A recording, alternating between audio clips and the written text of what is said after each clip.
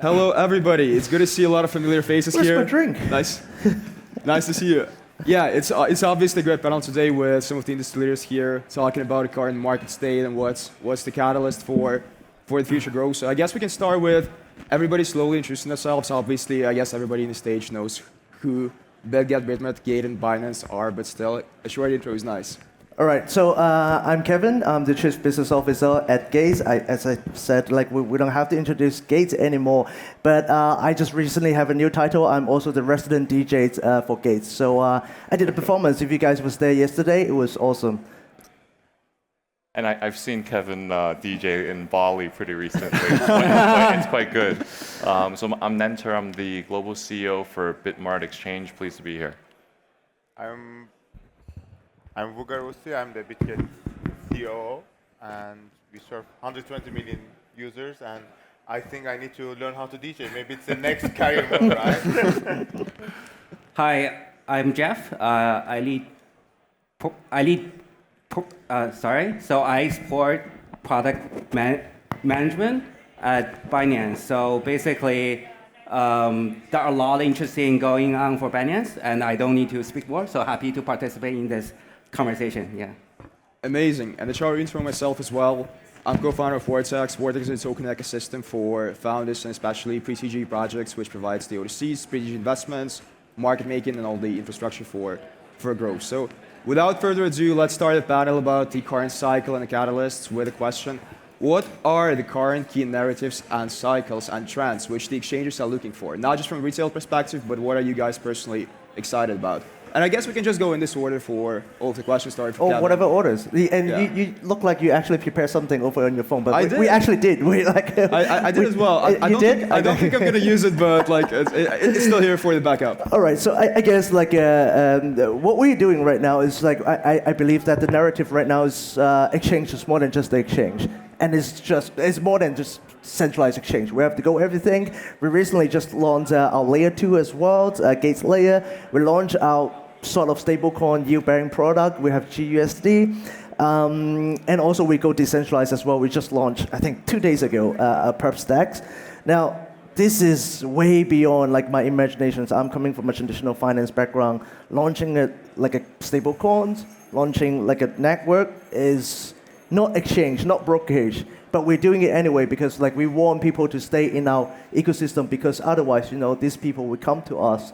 Like DAX, I'm sure you guys agree, DAX like taking the market share as well, and we need to react in a way that's like beyond our like original like scope, and we have to go like with creativity. Yeah, absolutely. I think Kevin's right. As you sort of look at the way everything's progressing, I think even with you guys, right? You guys have the universal exchange. Essentially, it's really everyone has to be the all-in-one app effectively, right? Whether or not it's not just about altcoins, it's about sort of any sort of assets that can be tokenized, come on chain, even down to not just perp dexes and decentralized wallets, but even prediction markets. I think as you see sort of the market's been somewhat bifurcated, you have a lot of interest now on the US equity liquidity side via these DATs, ETFs, and then you sort of have the other part of the market, which is kind of migrating towards at least a lot of the sort of crypto native folks, they've been migrating more towards the prediction market side. So you kind of sort of need to serve kind of both of these markets. So that's part of what we're also looking to launch in the couple of weeks as well.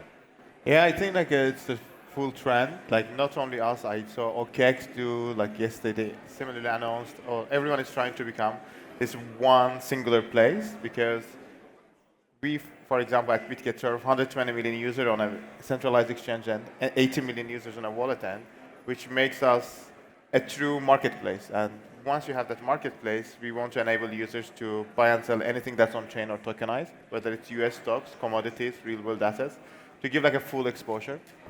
But as this is like a main, I'm so loud. As this is like kind of a main trend, what we also like very much invested in to become your next payment gateway, maybe like a crypto Stripe or your next MasterCard or card processor. with Bitget Pay, we onboarded more than 100,000 merchants in Brazil, in Philippines, and we are testing it actually to enable people to directly spend crypto without needing the fiat bridge. But we definitely also offer a lot of partnerships with MasterCard, virtually enable you to spend your crypto. And I think that spending is the biggest narrative for us today, because I think people already know how to earn in crypto and what is important in investing, but spending is where we see the potential for the next billion users. And that was the key investment for us today. And I think we are one of the pioneers in this sphere.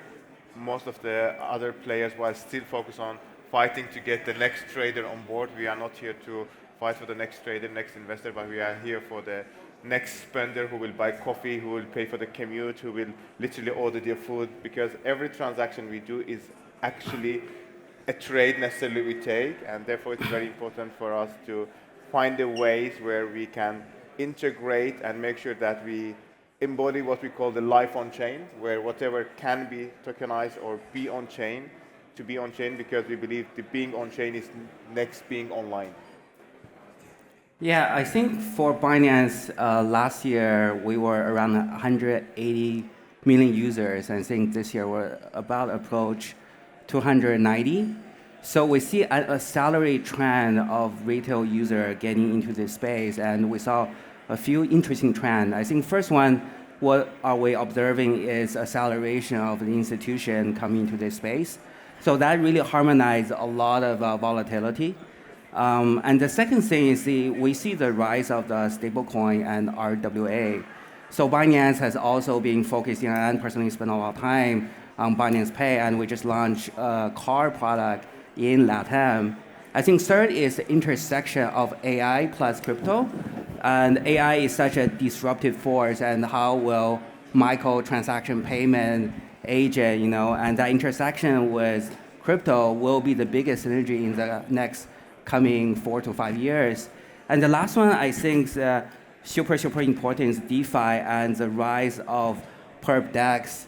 So I think all those things coming together, still giving us the very nascent stage of how blockchain technology and crypto will, from a product perspective, will evolve in the next couple of years. Of course, our prediction market, there are other things, but I think there are much more bigger picture as the regulatory, the clarity, what we see are inspire, more innovation and accelerate innovation in the coming time, yeah.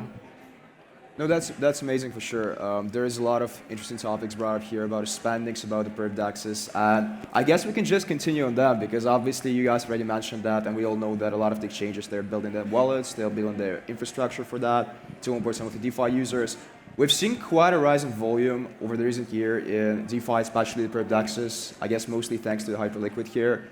And do you guys think that retail right now is mostly focusing on those and shifting towards products there, especially given that they also offer some of the exciting TVL opportunities, those that are kind of coming up right now? Or do you think that the exchanges eventually will be able to kind of take those users back and sort of build their DeFi products better? Right. So I guess, if you don't mind, we're going to this direction. So the really quick answer is the narrative may have changed in the last 12 months, but the fundamental ideas has not been changed. I think the users and investments in our space, unfortunately, they just want to chase whatever's coming next.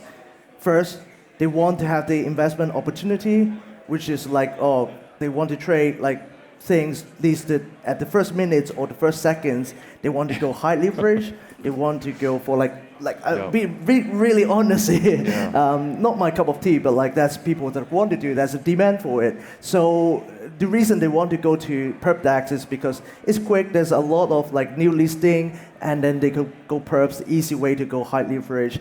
What we're doing right now is, again, fundamentally, we're not changing our narrative between going more to Web3 and decentralized, but more for the users to have access, a fair platform for them to access it. Again, I'm probably also addressing the elephant in the room as well. When you have centralized exchange and also being a perps provider, people would always have this doubt about how you're gonna, price your product, etc. Having it decentralized and everything on chain make people actually have the confidence. You know what? We can't actually do anything Not that we do, not that any one of us do anyway. But like the optics for them is like much better for the users. Right. So, sorry, before the word goes to you, Nat, sorry, just wanted to quickly comment on the thing you said. You mentioned that it's easier for them to get, perp access, to get some of the tokens that are newly listed or like access some meme coins. Do you think it's mostly because those perps offer access, or do you think it's mostly because it's non-custodial? Because of the access. No, it's Right. like I don't think. I mean, like there's a lot of like obviously decentralized maxis in the room probably. I don't think the majority of people care as long as there's like a 50x opportunity somewhere. They will just ape in. Exactly. No, I mean, I think to Kevin's point, right? I think he hit it spot on because when you look at, for example, even tokenized stocks, right? It's great. The narrative is great. It's like, hey, you can, allow access to U.S. equities to folks that otherwise do not have access to it. But then you look at sort of the average daily volume, it's not that impressive. But when you start offering 25x leverage on it, that starts to get pretty interesting. And I think that's so I think that really speaks a lot to sort of the momentum-driven nature of our industry. Because ultimately, it's not something that's specific to a certain part of the world. I think globally, this is sort of what you're seeing. I mean, you're seeing sort of, and I think, it's very different if you're, let's say, in institutions that are sort of looking to diversify your portfolio with different assets. I think that's very different than sort of at least the retail user base that you see in our markets. So that's why lots of times I always question, okay, there's some interesting products on the RWA side, but how is it enough to, where's the demand coming from? At least it's certainly going to be a bit more difficult in my belief to attract retail to truly want to that because they're chasing that like 50x return. It's not just sort of they're not happy with 15, 20, 30% per year. Just to build on that, I think for decades we promoted crypto as a opportunity of 10x, 20x, 100x, right? All these people are used to it, and we can't come and tell that, okay, now Bitcoin will make you 10% in 4 years. Definitely no one is interested, and therefore the habit is there, that 20x expectation is there. That's why we saw people, even in the middle of the bear market, going to meme tokens, because that was the narrative. That was like, hey, this is your next 20x. And today, whether it is tokenized stocks, whether it is perp, that is the same approach. And this is only, I believe, caters to the needs of the traders or people who are positioned to trade all the time. They survive or they build fortune on that. But in my opinion, that's not the only way the industry goes, because we are still able to build a better tools and use the technology what it's meant for, whether it is processing the payments, whether it's building a faster technology. But for the natives that have been here for decades, yes, I think that is why we all try to build or find the next opportunity where we can still serve people with a possibility to put $100, make it $2,000 rather than $120, because then your life doesn't change much. And I think that is a totally opposite of the mentality institutions coming in. Today, for example, after a year and a half introducing institutional services at Bitget, we see almost like 80% of the volumes come from institutions, but it's very conservative because institutions are not here to make exits. They're here to hedge against stock market. They're here to hedge against certain investment vehicles, and their mentality is very different. And I think we see currently decoupling not only the Bitcoin from the stock market, alt season from the Bitcoin rally. We also see decoupling of the investor's mindset, whether you are a retail investor who wants to trade and multiply, whether you are an institution who are very conservative, you want to hedge. And we have to build the tools that cater to possible all the needs. And that's why, for example, at Bitget, we decided to become universal exchange, where we can cater to everyone, kind of make everyone happy, but still build a technology that can expand beyond. Because if we just keep catering to the needs of existing users, we will not be able to onboard next billion users, and probably we won't be able to find next billion people who want to trade high-risk trades in 25x either, right? Therefore, it is always about how we can strike the balance between these two things while building a good product, while still making the money. But let's also not forget, while we are trying to build the next big thing, there is banks coming in, because with the new legislation, almost all your neobanks offer you crypto trading, offer you exposure. Definitely there's the ETFs coming in, and then we will be also seeing like a Nasdaq will probably become 24/7 trading platform. And at the end of the day, it will be just everyone fighting not for just attention of the customer, but for the money of the customer. And it will make more sense where you hold your money that you get an exposure. If your money is in my exchange, then you will want more features, not just a product. And if your money is in a bank, probably crypto will become the next feature for the bank. And I think we need to not only think about how we can make more money for people now, we also need to be able to keep the momentum going. And that will be the very important question. Probably we'll discuss next 2-3 years. Yeah, I mean, that's great. I mean, I think for Binance, we're very focused on our users and on our communities. And the reason I say that is because for every period of time, we will see a trending or an emerging trend. So right now, the emerging trend we're seeing is integration of DeFi with CeFi. And even with the rise of a tokenized stock and with DeFi, we see that as a complement to CeFi, rather it is 1 versus 0, right? So instead, like Binance, we very much focus on building up the product and suite, and also an ecosystem that will empower our user. So when we empower our users, there are different type of persona of user, right? Some are user, pretty much they prefer CeFi, right?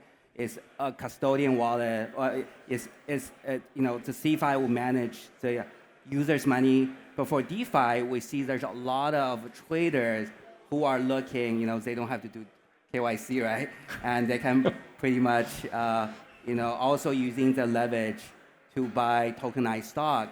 So we do see there are a lot of technology which empower different, use cases at DeFi, but we want to marry the power to give the user the potential of the super app, which helps the user to achieve their financial freedom. So I think that's what the user are ultimately looking for, is that the app will provide the platform and the ecosystem to empower them to achieve that financial freedom rather than just doing 1 or 2, yeah. Yeah, coming back to the user and the retail and also the state of crypto, from users' perspective, the most important thing they have when they look at a market or a crypto in general is obviously, as mentioned multiple times, returns. They're looking for new exciting TGEs, they're looking for new exciting projects, they're looking for investment opportunities on the exchanges and also on some of the DEXs as well.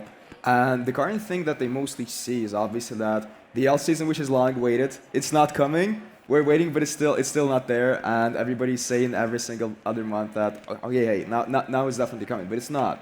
And there's obviously a lot of factors underneath that. I wanted to also mention that, like in 2021, we had 40 billion total invested in crypto. That's more than combined for this year and last year and half of the previous year before that. So like obviously VCs are kind of like winding down, recouping their funds, waiting for next rounds, and that's why there are much less TG as well. A lot of my Echo TGE got cancelled or got delayed to like 2026, 2027. So like or just to be announced. So like from the perspective of the exchanges, and also like keeping in mind that we have to keep it simple for the retail, like is there anything that could potentially replace the VCs this cycle in terms of like the capital inflows or like a catalyst for projects to get this needed funding to actually launch some new exciting things? Or do the OTCs kind of like substitute this, or does something like some institutional inflows maybe, does something balance this gap between the lack of venture funding and the projects needing it to kind of go out there and build? Oh, that's a really good question. It's like, but first of all, let me address this. Like when we talk about odd seasons, like I think the definition of odds cons already evolved quite a bit, right? So it's like odds is almost like everything. But also, like if you think about gold market, it used to be dominant, like in terms of like all the metals in the world, because like every single fiat currency pegged to gold. But now it's like if you think gold is still like up there, but like all other metals combined together is actually long tailed of like earth metals and whatnot. It's actually worth much more than the market cap of gold right now. It's just we don't talk about that as much. Now VC, I'm not an expert in VC, so like I'll let these guys to do it. But it's very interesting that in this cycle we also see a lot of people in this space that historically don't launch new tokens, new projects that don't launch new tokens, start to launch tokens. So I think it's a good way for projects to have different ways. So the traditional way, where I'm from, like equities, we don't talk about that anymore. Like, but VC will still invest in the equities with proper lockup and really obscure valuations.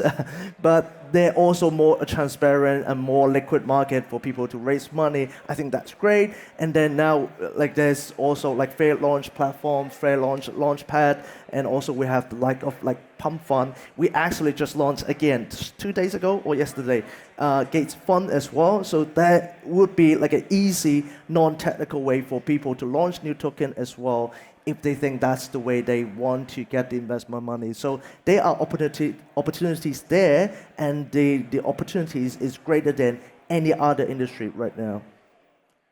Yeah, I think, look, as we all know, there's, clearly, in the last cycle, you sort of had, the VCs were the ones that were able to, shut the tokens to retail. But it seems like, this cycle, sort of the VCs were the bag holders, and now you're seeing a lot of, I would say there's an overabundance of crypto VCs that were able to raise in the 2020, 21, 22, and not all of these guys are going to survive. I think, in fact, most won't.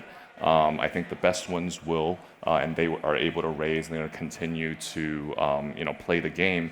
But for the most part, there's no real barrier to entry with respect to the amount of tokens that can be created, right? As Kevin mentioned, you have your pump funds. There's a number of ways you can sort of launch a token without any sort of anything prohibiting. But I do think that retail, the ones that are still remaining, I think a lot of guys got wiped out from sort of the meme coins going bust, or a lot of the crazy market makers and token launchers, over the past year or so. So I definitely see that's why these days when you look at the market, most tokens, even if it's the best projects, there's not much sort of natural demand to at least keep it afloat for a certain period of time, which what I was saying about sort of the bifurcation of the market. You either sort of went the institutional route, right? Anything that's stable coin, PayFi, you're still able to raise, there's still sort of demand, you're getting TVL, versus the ones that were sort of in the trenches in the altcoin market. A lot of these guys have shifted over to the more niche prediction markets. That's sort of where they're finding their quote unquote edge, right, so to speak. But I'm very hopeful that there will be a new set of projects that are going to come out that are more mindful of the business model itself, not necessarily just focused on the tokenomic side of things. Because, let's face it, coming from the venture capital side, you had your safe plus token warrants. The token warrant was what everyone really cared about. But now people are being more mindful as regulations have shifted. Guys are starting to look at actual business models and sort of what accrues value to which side of the equation. So I think going forward, I definitely think there's going to be a slow bleed and a wipe out of a lot of projects. And at the same time, I think there's more push for transparency for new projects. I think the Blockworks guys did a very good job with sort of setting up that transparency framework. So I'm hoping more projects will sort of go through that and provide investors and retail and institutions alike with that sort of comfort, right? So yeah, I'm very hopeful, and in fact, I think with Bitmart, we haven't invested with our money on balance sheet for the last 3 years, and that's something we're looking to do over the next couple of months. But I think there's still a good amount of time before. I think there's we're pretty patient, and we will start investing in some strategic projects, whether or not it's liquid OTC venture, but for the most part, we're not, rushing in right now.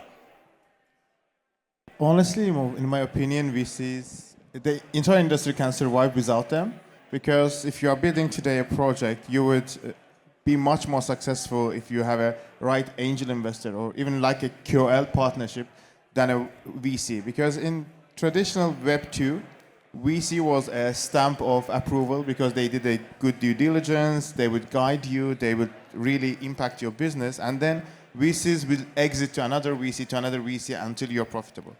Today in crypto, 99% of VCs will ask the similar term sheet like a QL does. 6-8 months unlock periods because they want to exit before the cycle ends, then why are you a VC, right? Where is the venture capital? Why you don't want to bank on? And also 90% of them have this liquid fund where they just kind of trade in parallel. I think this is all like against the ethos of VC. But also there are a handful very good ones that will do like a very huge partnerships, 10, 20, 30 million dollar kind of a checks where they will invest in infrastructure project. And that's a very different ball game. But if you are today trying to build something, you don't necessarily need to go to a VC. And most of the time, just going around to VCs that probably never write a check. I've seen or talked to so many GPs and LPs that haven't done single investment in a year other than going to conferences and just talking about, or VCs that haven't raised a fund. Then if you don't do the VC cycle, I think just calling yourself VC, having, I don't know, 100K of your own money that you probably want to invest here and there, but you are never sure, and you want to do it as risk-free as possible, it's totally not worth it, because traditionally VC would invest to like 100 ventures. One of them will become Uber or, I don't know, Amazon, then they will exit, and that will be their success story. But how many VCs you know that does write at least 10 checks a quarter? Almost zero, right, in this industry. And there are like so many VCs out there, just they're the name. And I think that is the biggest problem in an industry. And if I would start probably a venture, I would definitely not go VC round, because it's just waste of your time. You would rather go to find the right angel investor or right QL who would do at least much more to benefit your project, and still probably only ask for the same terms that VC wants. And in my opinion, if there's any VCs in this room, go think of your terms, and whenever you sign that term sheet, please don't go and ask people for the similar QL round terms, because that is not how it should work. And if you want to do that, then go become a QL, not a VC. And that is a very harsh call, I believe, but that is what it is. No matter that at Bitget we have Foresight Venture, probably the most known venture out there. We do huge investment. We just announced $50 million fund for the stable token related project. But still, if you don't hold into the ethos of a venture, and if you don't have a patience to wait, I don't know, 5-6 years for a venture succeed, then probably don't invest. I think for me, I think for this cycle, what is different is there's a lot more innovation in different areas such as AI, pay, and we also see a lot of innovation of how builders are getting different way to get funded, right? Like pumped up fund and things like that. So I think as an ecosystem, we are continuing to grow, and there are many different ways to empower the builders and new ideas to rise, to build, and try to see the product market fit. So from that perspective, I think if the ecosystem is continuing to grow with the regulatory empowerment, that could be a lot more innovation. And we're at the intersection of AI with crypto, with PayFi. So even VC has continued to empower the community. I feel they will continue to be an important partner, but there will be many other ways to help the builder to continue to grow. So yeah. There's a lot of amazing takes here mentioned about the VCs, how a lot of them sort of like transition to incubation these days as well, without being able to raise any fund, etc. I guess there's a lot of things to comment on. This panel has to be wrapping up, so I'll try to be brief when sort of like summing up what was mentioned.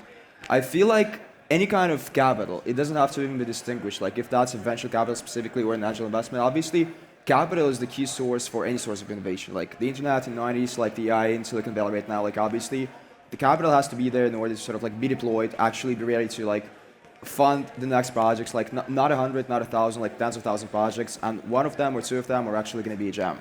And that's what happened, like once again with the internet in the 90s, that was happened like right now in AI. And one way or another, like obviously as mentioned by Nantor and Kevin, like launching a token these days, it's easier than ever. Like it was never technically more easy than right now. Getting it to the exchanges, I mean like Dexys and some of the maybe smaller ones, is much more clear that like how to do that than it was like 4 years ago. There is clear guidelines for that. There is clear cases and etc.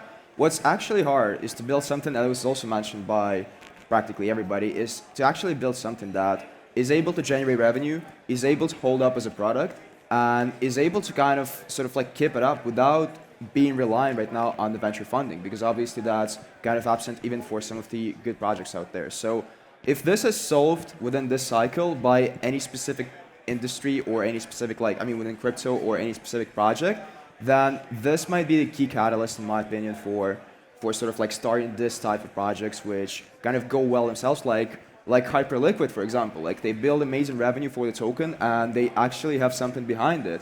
And obviously, like, as an exchange, you want to compete with them, but like, that's just an example of how a project in crypto can sort of like think in Web2 type of way, that revenue is important for the token to be there. Yeah, and I think that should be it for the time limit for the panel. So it was amazing to talk with you guys, amazing takes and insights. I think that the audience also enjoyed it. Thank you so much. Well, thank you. Thank you so much. Thank you for having It's an easy one as we rehearsed.